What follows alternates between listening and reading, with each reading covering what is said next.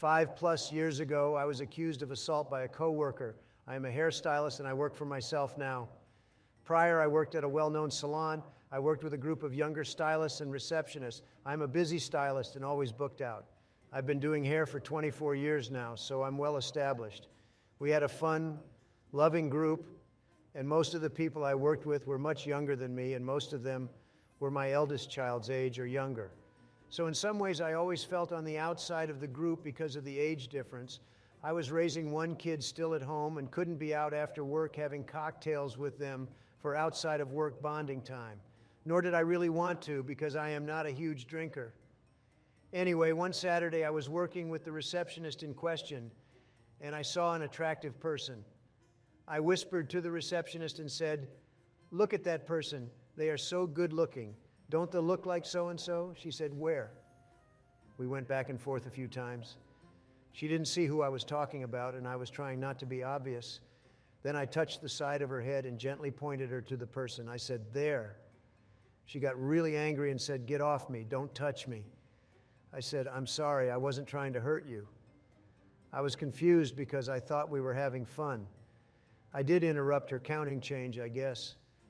But I thought we had at least a friendly, playful relationship because of previous talks and interactions with her. That was a Saturday. I had the next few days off, and when I came back to work, she'd spread a rumor that I'd assaulted her. Luckily for me, 2 long-term co-workers that I'd worked with off and on since 2004 told her after she recounted her story to them that that was not assault and to stop spreading lies. They were friends with her and still are today, as they are with me.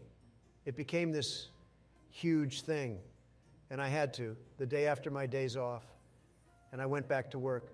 I had to recount what happened to my manager, and my very first manager, who is now working in the main office, a director, thankfully knew my character and my work ethic. He said not to worry and that nothing was going to happen, and it was a matter of protocol to hear her out. She'd been vying for time off, coincidentally, but said she'd been suffering from migraines since the incident.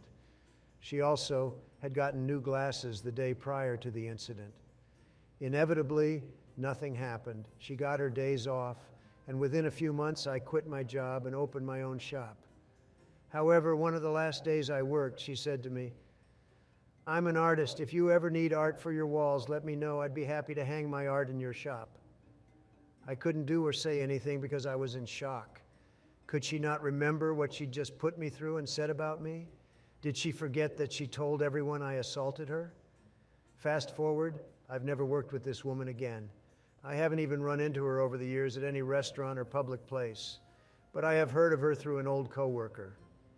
They remain friends, do BBQ, go to bars, and spend time together. Today I got a text from a friend who is also a mother. Our boys have gone to school together since kindergarten, and they're just finishing up their freshman year of school. I do their hair, and occasionally I pick up their daughter because she's running late to college. And instead of catching the bus from our neighborhood, I take her to the transit center, and then she's not late.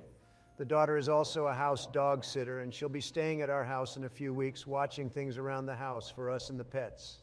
The text this morning said, "Hi, by chance do you know of a MZ?